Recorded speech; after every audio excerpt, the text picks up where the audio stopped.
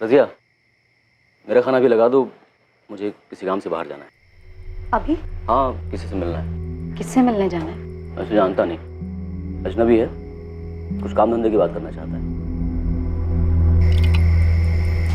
सुनिए, देर मत कीजिए। अल्लाह हाफिज। अल्लाह हाफिज।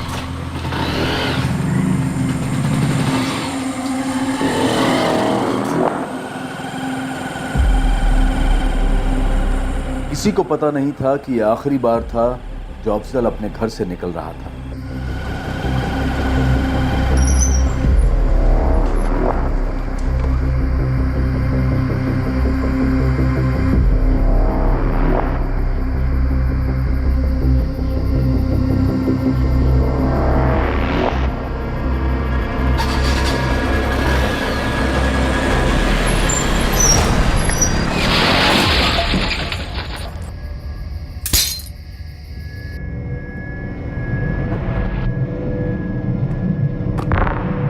अम्मी, मैं सोने जा रही हूँ। सुबह 5 बजे का अलार्म लगा रही हूँ। अगर मेरी आँख ना खुले ना तो आप उठा देना।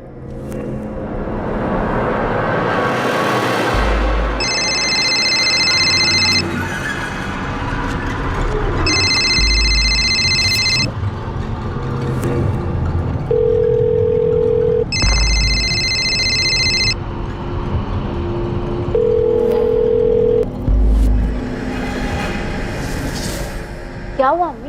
पता नहीं शबनम, मैं तेरे अब्बू को कब से फोन लगा रही हूँ, फोन नहीं उठा रहे। फोन साइलेंट पे होगा अम्मी। मिस कॉल देख के खुद कर लेंगे अब्बू कॉल। आप इतना परेशान मत हो।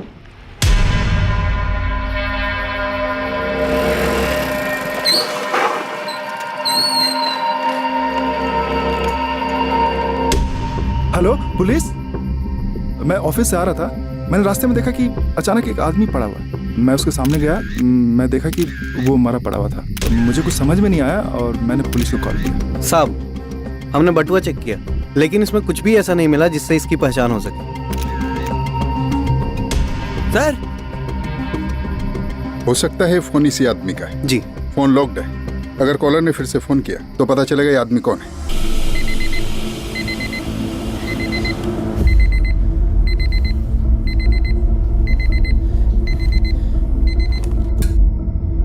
शबनम, शबनम उठ, मुंह धो ले, पढ़ने बैठ जा।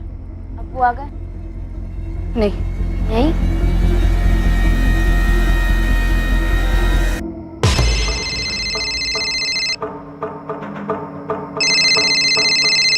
साहब, कोई रज़िया?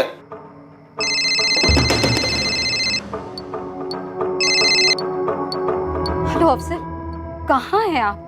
मैं रात से फोन ट्राई कर रही हूँ, फोन ही नहीं उठा रहे। मैं पुलिस सब इंस्पेक्टर संतोष बोल रहा हूँ, मिलन नगर थाने से। पुलिस? ये अफसल कहाँ है? आपके पति का एक्सीडेंट हो गया, बस आप हॉस्पिटल आ जाएं जल्दी। क्या?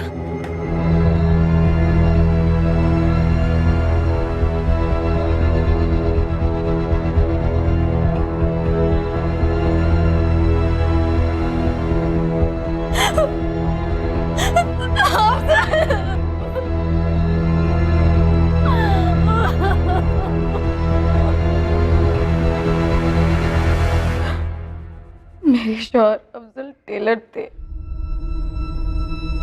अपनी दुकान है उनकी। आपके शौहर जबलपुर बाईपास रोड पर क्या कर रहे थे? मुझे नहीं पता साहब। कल शाम में अफजल घर आए, खाना खाया और फिर बाहर चले गए। बस इतना ही कहा कि मैं उसे जानता नहीं, अजनबी है, कुछ काम धंधे की बात करना चाहता है। हमने अभी हिट एंड रन का केस रजिस्टर किया है। ये कुछ सामान है उनका जो उनकी बॉडी से मिला। इन्ना लिल्लाहि व इन्ना इलैहि राजिऊन।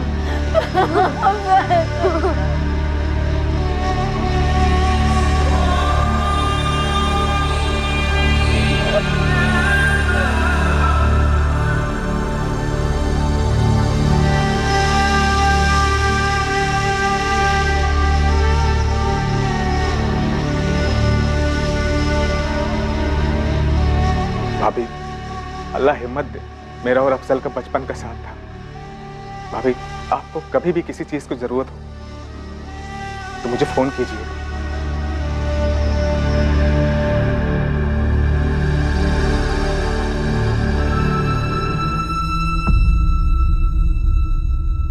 किसके दिल में क्या है, कौन अपने दिल में आपके लिए बैर रखे हुए है, ये कोई नहीं कह सकता।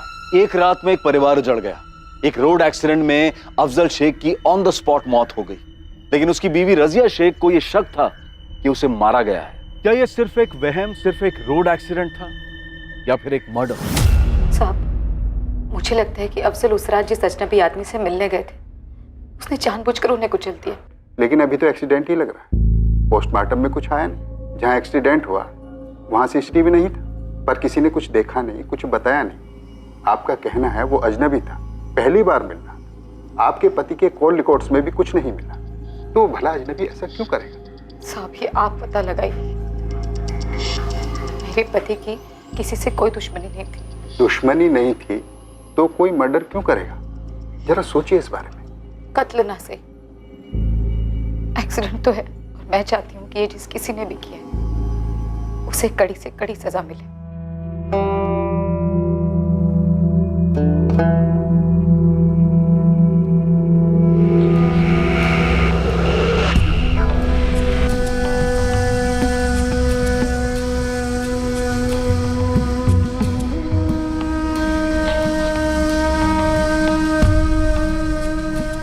अपने पर कहर टूटने के बावजूद रजिया में एक जुनून था कि अफजल का गुनहगार पकड़ा जाए और उसे सजा हो, पर पुलिस इन्वेस्टिगेशन टीम मुजरिम के बारे में कुछ भी पता नहीं कर पाई थी। लेकिन रजिया ने हार नहीं मानी। पूरे 6 महीने वो पुलिस स्टेशन के चक्कर काटती रही, दलीलें करती रही, और फिर एक दिन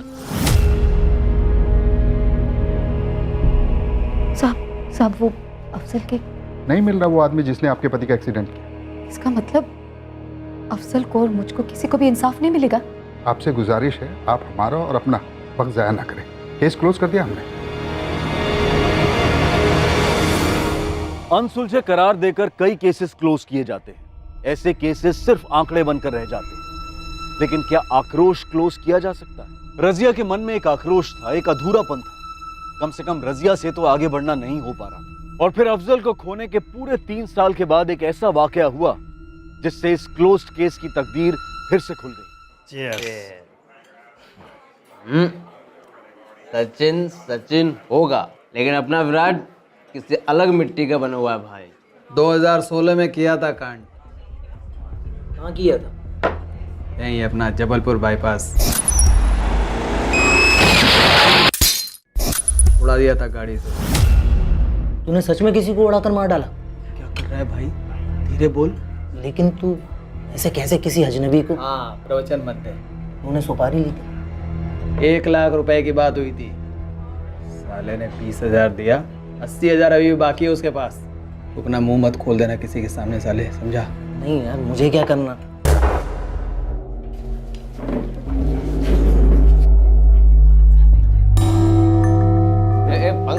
भाई अरे यार बबलू आ जा रहे हो यार। बबलू अभी तो पार्टी शुरू हुई है। बबलू तू पी। पंकज भाई,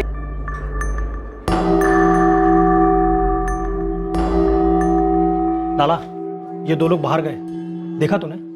क्या हुआ? नहीं जानता क्या उनको? मैं क्यों जानने लगा?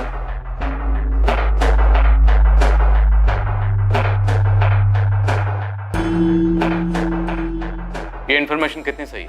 खबरी के कान कभी धोखा नहीं देते साहब। वो बंदा पक्का सुपारी की ही बात कर रहा था। तूने आगे कुछ की? उस बंदे को ढूंढने की कोशिश की? किया ना साहब, पूरा हफ्ता रोज चील की तरह ठेके पे नजर रखी मैंने, लेकिन वो दोनों बंदे फिर आए ही नहीं। कौन से गैंग के लिए काम करता है? पुलिस के गैंग के लिए, पुलिस का खबरी हूँ। तो उन्होंने कोई कांड किया क्या? कांड नहीं तो अपना काम नहीं। मेरा काम करें लाला, मेरा नंबर ले, और वो दोनों यदि यहाँ दोबारा दिखे ना तो उनकी फोटो खींच, उनका डिटेल निकाल और मुझे बता। लाला ने अभी तक कोई फोन नहीं किया? नहीं किया सर। तो स्केच आर्टिस्ट के साथ बैठकर स्केच बनवा सकता है जिसे तूने देखा? जो बंदा डींग हाँक रहा था उसका चेहरा तो नहीं देख पाया, लेकिन हाँ ये दोबारा टकरा जाए ना, दिमाग की घंटी जरूर बजेगी। जगह कौन सी बताई जहाँ उसने किसी को कुचला था? जबलपुर बाईपास के पास 2016 में। हम तब के केसेस खंगालेंगे, लेकिन पंकज तूने जिनकी बातें सुनी उन्हें ढूंढना जारी रख। जी साहब। नशा कातिल आज़ाद घूम रहा है, मतलब केस अनसुलझा रहा होगा और क्लोजर रिपोर्ट फाइल हुई होगी। एक काम करो, तुम और आसमा 2016 में जबलपुर बाईपास पर जितने भी एक्सीडेंट केसेस हुए सबकी फाइल मंगवा।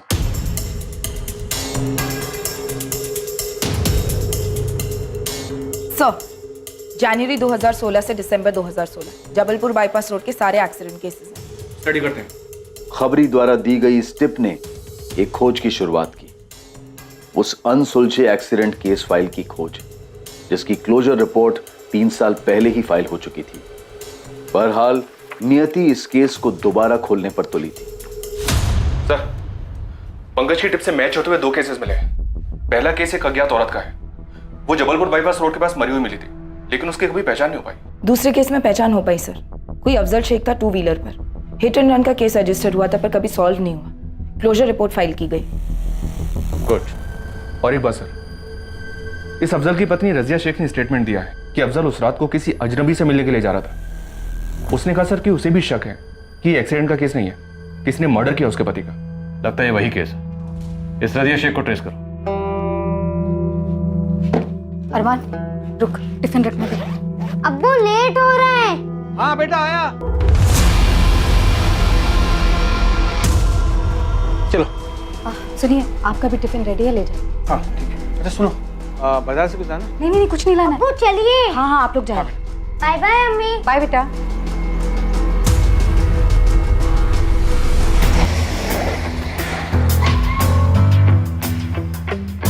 रजिया शेख का घर यही है ना? जी हाँ। तुम कौन हो? आप कौन है? सर, मैं रजिया का शौहर सदाब खान। क्या बात है सर? तो अफजल शेख? जी, अफजल मेरे पहले शौहर थे। 3 साल पहले एक्सीडेंट में उनकी मौत हो गई। कुछ पता चला किसने किया था? आप बच्चे को स्कूल छोड़ने जा रहे हैं? आप बताएंगे भी कि क्या पता चला? दरअसल एक टिप मिली हमें। अफजल का एक्सीडेंट नहीं था, शायद उसका मर्डर था। मुझे पता था, मैं कहती रही। मार डाला है किसी ने अफजल को। उस रात हर रोज की तरह दुकान से घर लौटे, खाना खाया और निकल गए। ऐसे जानता नहीं, अजनबी है, कुछ काम धंधे की बात करना चाहता है। किसी पर शक? उस अजनबी पर जिससे अफजल उस रात मिलने गए थे।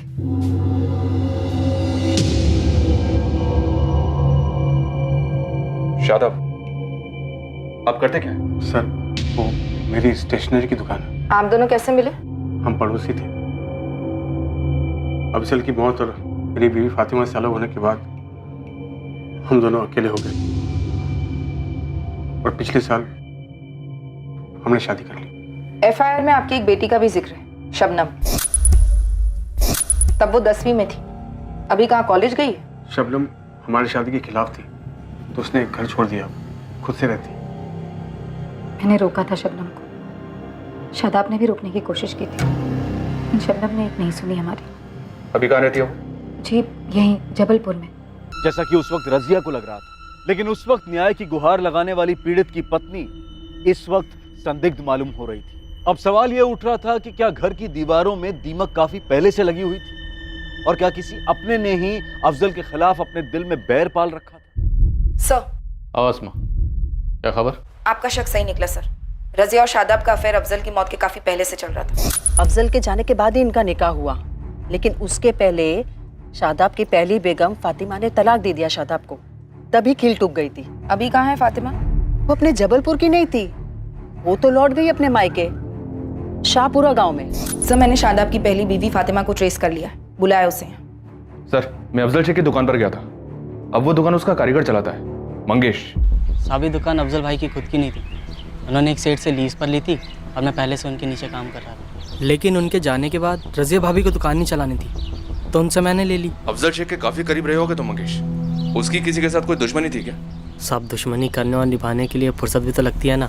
और अफजल भाई तो हमेशा से अपने काम में मगन रहते थे और जो भी वक्त मिलता वो अपने बच्चों के साथ बिताते। इस बात की पूरी संभावना है कि अफजल का मर्डर हुआ है। कुछ तो हुआ होगा। पता होता कुछ तो 3 साल से चुप नहीं बैठता साहब। अफजल के दिल में बच्चों के लिए जगह थी, बच्चों की माँ के लिए नहीं। कोई तो मसला हुआ होगा मियाँ बीवी के बीच में। जो ये दरार आई। सब मोहल्ले वालों का कहना है उन्होंने अफजल और रजिया के बीच कभी कोई झगड़ा होते नहीं देखा, ना कभी सुना। सारे झगड़े चीख चीख के कहाँ होते हैं आसमा, वार खामोशी से भी किए जाते। मुझे लगता है अफजल और रजिया के रिश्ते को समझने के लिए हमें पहले शादाब और उसकी बीवी फातिमा को समझना जरूरी है। बुलवाओ तीनों को।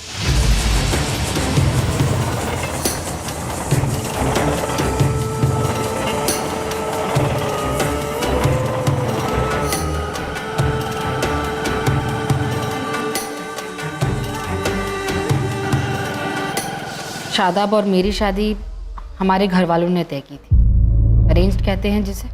पहले 2 साल जब तक हम बच्चे के लिए कोशिश कर रहे थे, शादाब मुझसे बहुत प्यार करता था, लेकिन जैसे जैसे डॉक्टर जवाब देते गए शादाब बदल गया, या यूं कहिए कि उसने अपना असली चेहरा दिखाना शुरू कर दिया। ये डॉक्टर ने इंदौर वाले स्पेशलिस्ट का नंबर दिया है। ये इस डॉक्टर का नाम भी पहले वाले डॉक्टर ने दिया था, और उस डॉक्टर का नाम भी किसी न किसी ने दिया था। सभी दूसरे डॉक्टर का नाम ही दे रहे हैं, और हम पानी की तरह पैसा बहा रहे हैं, लेकिन हमको बच्चा क्यों नहीं दे रहा? अल्लाह ना करे, अभी अभी हमारी उम्र ही क्या है? हाँ, आप ऐसे उम्मीद मत खोइए, हम और एक बार कोशिश करेंगे ना। फातिमा, आज के बाद इस घर में बच्चे का जिक्र तक नहीं होगा। मैं एक बार और कोशिश कर हार का मुंह नहीं देखना चाहता। खुदा के वास्ते मुझे थोड़ा सुकून दे दो बस। एक तो बच्चा नहीं होने का टेंशन था, और दूसरी तरफ मेरा बिजनेस भी डाउन था, काफी डाउन था। इसलिए मैंने बच्चे के बारे में सोचना ही बंद कर दिया। फातिमा से टोटल दूर हो गया। और रजिया के करीब हो गए, अफेयर शुरू हुआ उसके साथ? शुरुआत दोस्ती से, हमदर्दी से ही सर।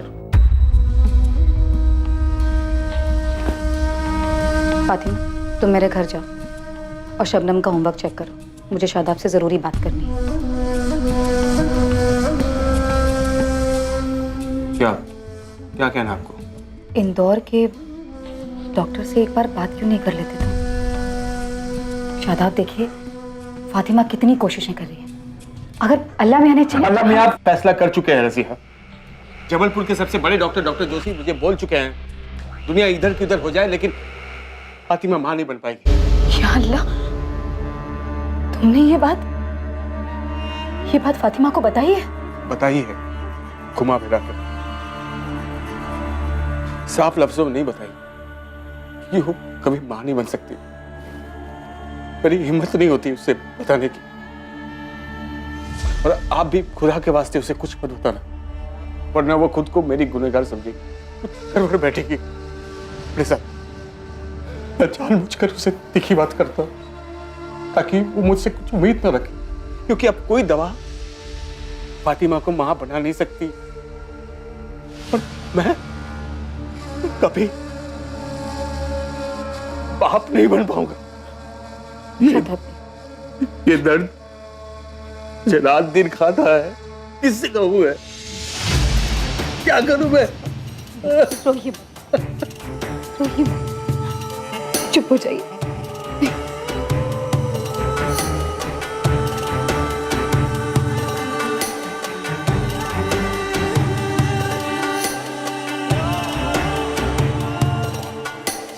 उस दिन हमारे बीच एक कड़ी, एक डोर बंद गई, दोस्ती और हमदर्दी के परे। उसके बाद क्या हुआ?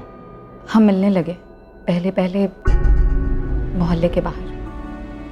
और तुम्हें भनक कब लगी? कभी नहीं, मैं तो रजिया को अपनी आपा समझती थी। पकड़े कैसे गए?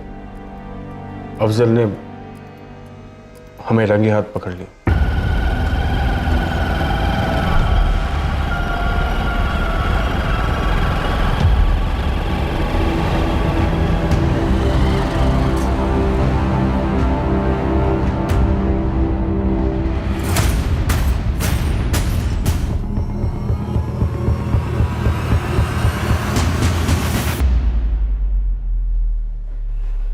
अफसर,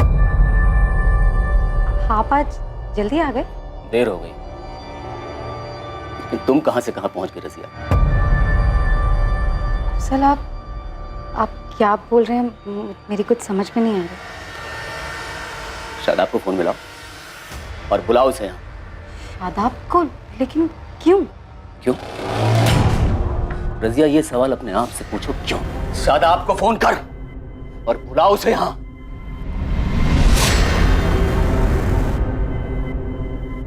ये कब हुआ, क्यों हुआ, कहां हुआ, कैसे कैसे हुआ, कुछ नहीं जानना मुझे।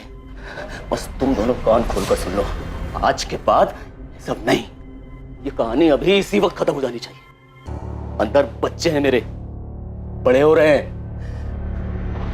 अगर उन्हें कुछ पता चल गया या किसी ने कुछ बता दिया ना, तो कसम खुदा की ठीक नहीं होगा। तुम दोनों ने अपना रिश्ता तो तोड़ा नहीं और अफजल को मार दिया। शादाब और मुझे पता था आप यही सोचेंगे। साहब आप यकीन करें या ना करें, मैं अफजल को कभी धोखा नहीं देना चाहती थी। ये डायलॉग हफ्ते में कम से कम 2 बार तो हम सुनते हैं रजिया।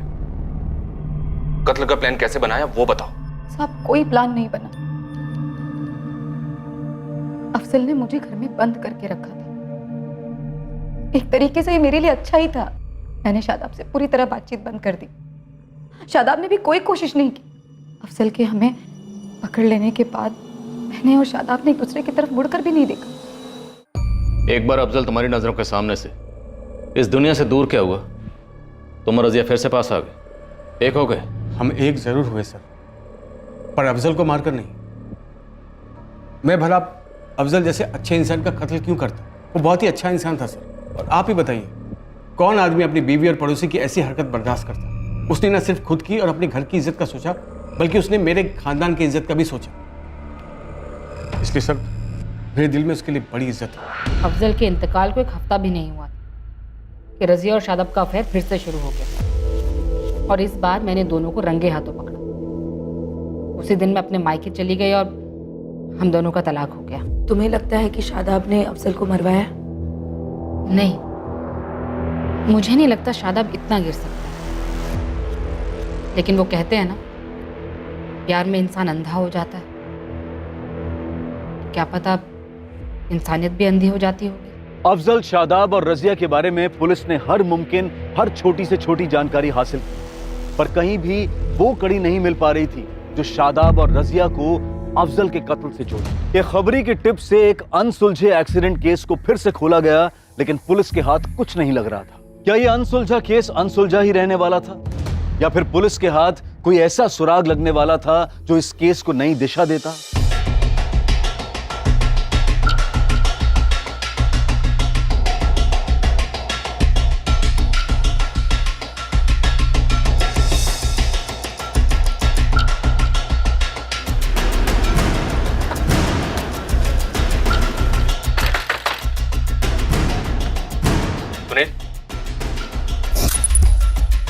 जी, आप लोग कौन है?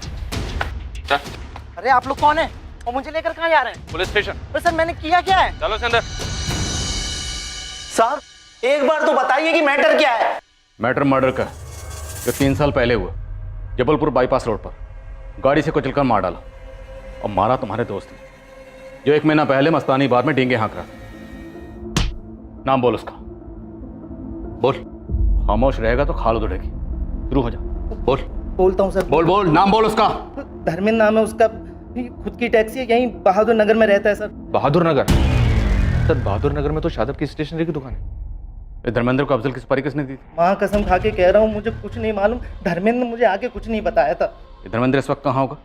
घर पर होगा साहब। फोन में ला से और बोल अभी के अभी तो उसको मिलने उसके घर पर आ रहा है।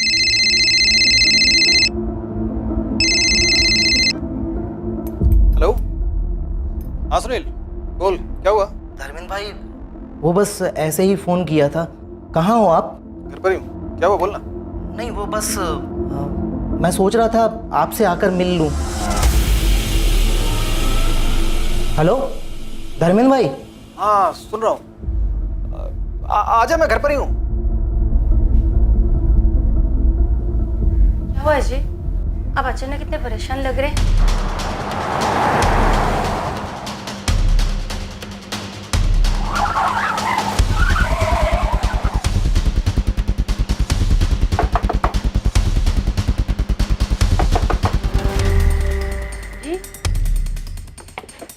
कौन है आप लोग? ऐसे कैसे?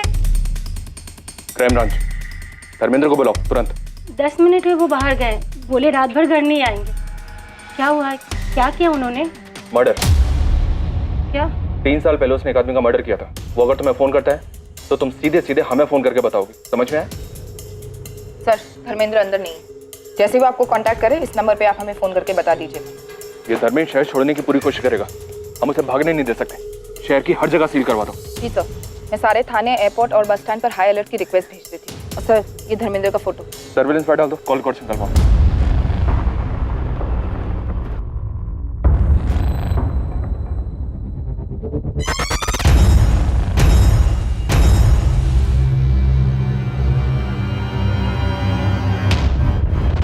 बेड़ा कर खलील भाई, लगता है पुलिस वाले अफजल का केस फिर से खोल रहे हैं। क्या? तुझे कैसे पता चला? अरे पुलिस मुझे अरेस्ट करने के लिए मेरे घर पर आई थी। बाल बाल बचकर भागा हूं मैं। लेकिन तेरे बारे में पुलिस को कैसे पता चला? मुझे नहीं मालूम है, लेकिन बेहतर इसी में है ना खलील भाई कि मुझे इस झमेले से बाहर निकालो। 5 लाख रुपए मेरे मुंह में ठूसो, नहीं तो मेरा मुंह पुलिस वाले के सामने खुल जाएगा। बकवास मत कर। तू ऐसा कुछ भी नहीं करेगा, समझे? मैं ऐसा कर सकता हूँ खलील भाई। मेरी सुपारी के पैसों में से ना अभी भी 80,000 आप ही के पास है। 4-5 दिनों के लिए तो अंडरग्राउंड हो जाए, तब तक मैं कुछ इंतजाम करता हूँ। 3 दिन मैं फोन करूंगा और पैसे का आप इंतजाम करिए, और अगर नहीं हुआ ना तो पुलिस वाले के पास जाके मैं सब कुछ बोल दूंगा।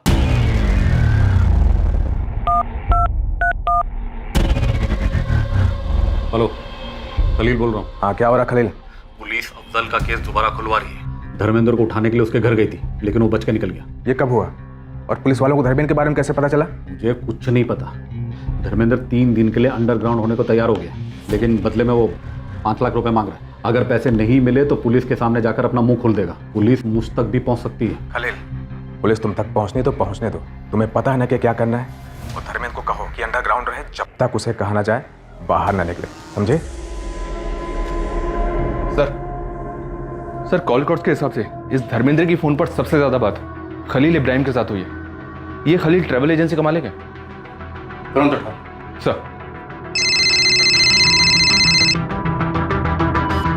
हाँ पंकज। ये धर्मेंद्र जो है चाय की टपरी पे काफी बैठता है, और ये टपरी शादाब की दुकान के जस्ट बगल में है। देख लो साहब, कुछ तो कनेक्शन दिखता है। सर, पंकज कह रहा है कि शादाब का इस धर्मेंद्र के साथ कोई कनेक्शन हो सकता है। पक्का होगा। उठाओ शादाब को। लगता है इस केस की सही क्लोजर रिपोर्ट बनाने का वक्त आ गया। 6 साल धर्मेंद्र मेरे यहाँ ड्राइवर था, फिर उसने 2 साल पहले लोन से टैक्सी खरीदी, मेरी नौकरी छोड़ दी और अभी खुद का बिजनेस चलाता है। तो फिर वो तुम्हें बार बार फोन क्यों लगाता रहता है? वो इसलिए कि वो अपना लोन नहीं चुका पा रहा था। उसे अपनी नौकरी वापस चाहिए। उसे 80,000 वापस चाहिए थे। जी? अफजल के मर्डर की सुपारी के 80,000 बैलेंस। कौन अफजल? कैसा कत्ल? कौन सी सुपारी? और सर, ये सब आप मुझे क्यों बोल रहे हैं? सुपारी तुमने दी थी खलील। तुमने कहा धर्मेंद्र ने 2 साल पहले नौकरी छोड़ दी थी। अफजल का मर्डर हुआ 3 साल पहले। उस वक्त धर्मेंद्र तुम्हारी एजेंसी में नौकरी करता था। तब उसके पास खुद की गाड़ी भी नहीं थी। उस हिसाब से तो मर्डर में यूज की गई गाड़ी तुम्हारी रही होगी। नहीं मैडम, ये सही नहीं है। यही सही है। और धर्मेंद्र तुम्हें बार बार फोन उस बैलेंस 80,000 के लिए करता था। सर, मुझे लगता है आप मुझे कोई और समझ रहे हैं। ये अफजल कौन है, मैं सच में इसे नहीं जानता। देखिए, आपने जो जो सवाल किए मैंने उसका सही ईमानदारी से जवाब दिया। अब इसके आगे मैं कुछ नहीं कहना चाहता। तो बस इतना कहूंगा कि आप लोग मुझ पर बेबुनियाद इल्जाम लगा रहे हैं। ठीक है, जाओ जाओ। हाँ, जाओ। खलील, याद रखना, धर्मेंद्र घर से भागा, तुम नहीं भाग पाओगे। बोल। मैं चाय तक नहीं पीता साहब। मुझे कैसे पता कि चाय की टपरी पे कौन धर्मेंद्र आता है? इस आदमी ने अफजल को अपनी गाड़ी के नीचे कुचल दिया। इस आदमी को मैंने अपने दुकान के आसपास देखा साहब, चाय की टपरी पर, जैसा आप बोल रहे हैं ना साहब। लेकिन इससे मेरा कोई ताल्लुक नहीं है साहब। मेरा यकीन कीजिए, मेरा अफजल के कत्ल से भी कोई ताल्लुक नहीं है साहब। सर, कॉल रिकॉर्ड्स के हिसाब से इस धर्मेंद्र, शादाब और रजिया के बीच कोई फोन कनेक्शन नहीं है। एक कॉल भी नहीं। शायद ये शादाब सच बोल रहा है। तो खलील के कॉल रिकॉर्ड्स खंगाले। उसका शादाब, रजिया, अफजल किसी के साथ भी कोई कांटेक्ट नहीं रहा है। तो फिर धर्मेंद्र को सुपारी किसने दी? क्योंकि सुपारी तो दी गई। धर्मेंद्र घर से भागा है और ये स्नेह झूठ बोलने की हिम्मत नहीं करेगा। ये अफजल शेख कहाँ का रहने वाला? सर, जब उसकी पड़ोसी से बात हो रही थी तो वो बोली सरूनी गांव को बिलोंग करता है। पूरी फैमिली वहीं रहती थी। 8 साल पहले शिफ्ट हुए हैं। इस धर्मेंद्र के लिए तलाश जारी है। कमिश्नर, एक टीम लेकर सुरनी गाँव जाओ, देखते हैं कि अफजल शेख की मौत के सुराग के गांव में तो नहीं छुपे।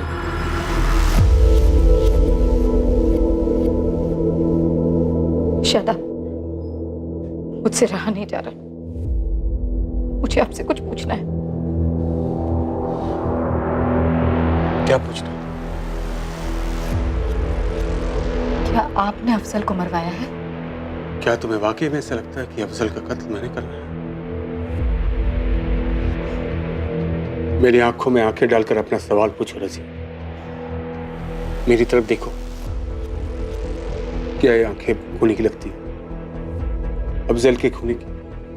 मैंने किसी को सुपारी वाली नहीं दी रज़िया। तकदीर का लिखा जो होना था बस वो होता गया। मेरे बात का यकीन कर।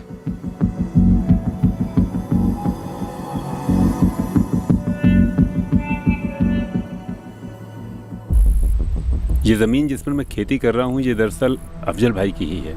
पिछले 5 सालों से मैं ही इस ज़मीन पर खेती कर रहा हूँ, लेकिन उन्होंने खुद से मुझे कभी भी किराया या अनाज के बारे में नहीं पूछा। अल्लाह के बंदे थे वो, बहुत नेक। अच्छा, अफजल के गांव में किसी के साथ कोई दुश्मनी इस जमीन को लेकर या किसी और मसले को लेकर, या बाप दादों वाली दुश्मनी? मैंने तो उन्हें कभी ऊंची आवाज में बात करते हुए भी नहीं देखा। अच्छा, इस गांव में अफजल का कोई दोस्त है क्या, कोई खास? जी हाँ, माजिद। भाभी, आपको कभी भी किसी चीज की जरूरत हो तो मुझे फोन कीजिएगा। कहाँ मिलेगा इस वक्त? माजिद पार्टी के दफ्तर में होगा। केशव, क्या ये डिजाइन कितनी गलत है?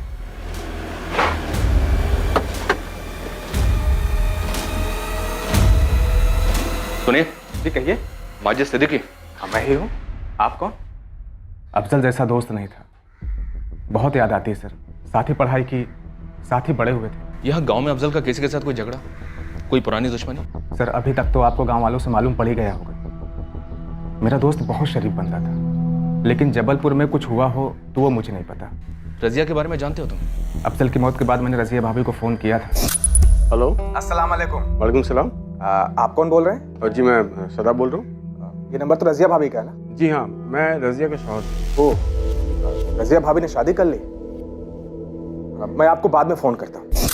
बस मलाल इस बात का है कि ये फ़ोन रज़िया भाभी की तरफ से नहीं आया, पर ठीक है, अल्लाह की ही मर्जी। चलो इसी बहाने कम से कम शबनम और अरमान को बाप का साया तो मिला। लेकिन बेटी शबनम रज़िया और शादाब के साथ नहीं रहती। इस बारे में तो मुझे मालूम ही नहीं। क्या अफजल ने आपको कभी रज़िया और शादाब के नाजायज रिश्ते के बारे में बताया? नहीं सर, उसने कभी नहीं बताया। और अभी तो आपने कहा कि अफजल आपका जिगरी दोस्त था। हाँ, मुझे तो यही लग रहा था कि मेरा एक अच्छा दोस्त है, पर अब मुझे एहसास हो रहा है सर कि उसने कभी मुझे अपना नहीं माना, पर मेरे लिए वो आज भी दोस्त रहेगा। इस केस की इन्वेस्टिगेशन अब भी अपनी मंजिल से काफी दूर थी। हालांकि पुलिस जानती थी कि अफजल का कत्ल किसने किया था, लेकिन वो ये जानने में अब तक नाकाम रही थी कि अफजल का कातिल आखिर किस शतरंज का मोहरा था। अफजल का कत्ल आखिर क्यों किया गया और इस कत्ल के पीछे की वजह क्या थी। 3 साल पहले आखिर ऐसा क्या हुआ था? क्या पुलिस किसी सुराग तक पहुंचने वाली थी या फिर कोई सुराग पुलिस तक? शबनम, अच्छा किया जो तुम खुद अपना बयान लिखवाने के लिए आई। यकीन मान, छोटी सी छोटी जानकारी भी तुम्हारे अब्बू के कातिलों को पकड़ने में हमारी बहुत मदद करेगी। बोलो। अब्बू ने अम्मी और शादाब को रंगे हाथों पकड़ा था। कब हुआ, क्यों हुआ, कहाँ हुआ, कैसे कैसे हुआ, कुछ नहीं जानना मुझे। आज के बाद सब नहीं। फिर उस रात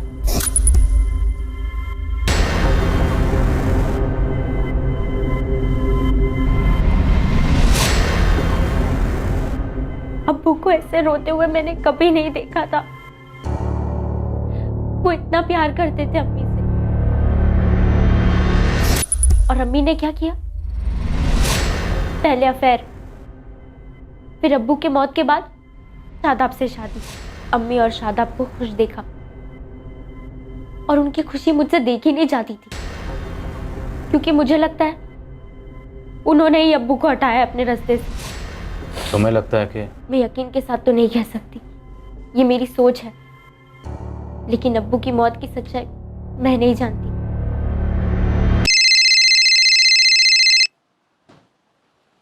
हाँ पंकज, बोल। साहब, आपका बंदा मिल गया। यहाँ इमाम नगर के एक लॉज में छुप के बैठा है। उस पर नजर रख, हमारे।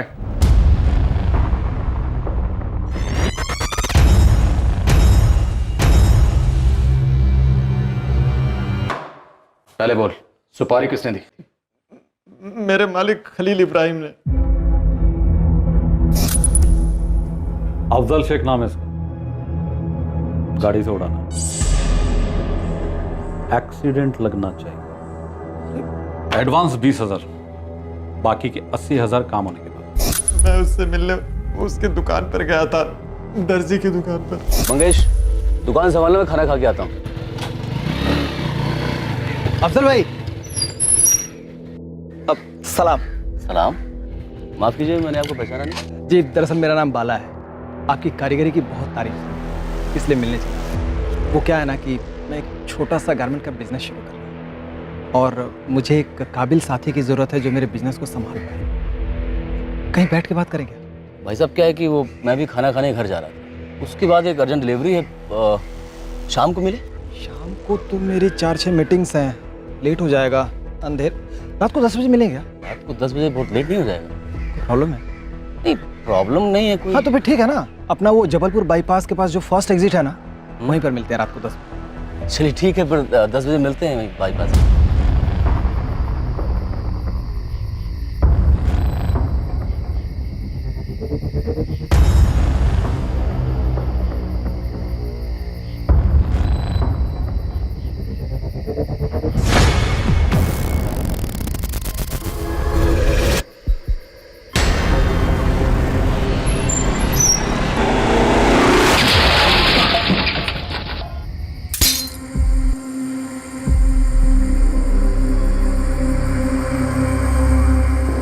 मुझे इतना बुरा कभी नहीं लगा था सर। मैंने ऐसा काम पहले कभी नहीं किया था, लेकिन एक बार ठोक दिया तो उसके बाद उसका जिंदा रहना मेरे लिए खतरा था, इसलिए दोबारा से चढ़ा दिया। तेरा सेठ खलील अफजल को क्यों मरवाना चाहता था? उसकी अफजल से क्या दुश्मनी थी? मुझे उसने कभी कुछ नहीं बताया सर। मेरी अफजल से कोई दुश्मनी नहीं थी, मैं तो उसे जानता भी नहीं था सर। अगर अफजल को जानता नहीं था तो मरवाया क्यों से? मैं नहीं चाहता था सर, ये कांड मुझसे करवाया गया। तुम्हें किसी और ने सुपारी थी? हाँ। नाम बोल। मेरे एक दोस्त ने। कौन दोस्त? एक छोटे लेवल का पॉलिटिशियन है सर, सरोनी गांव का, माजिद सिद्दीकी।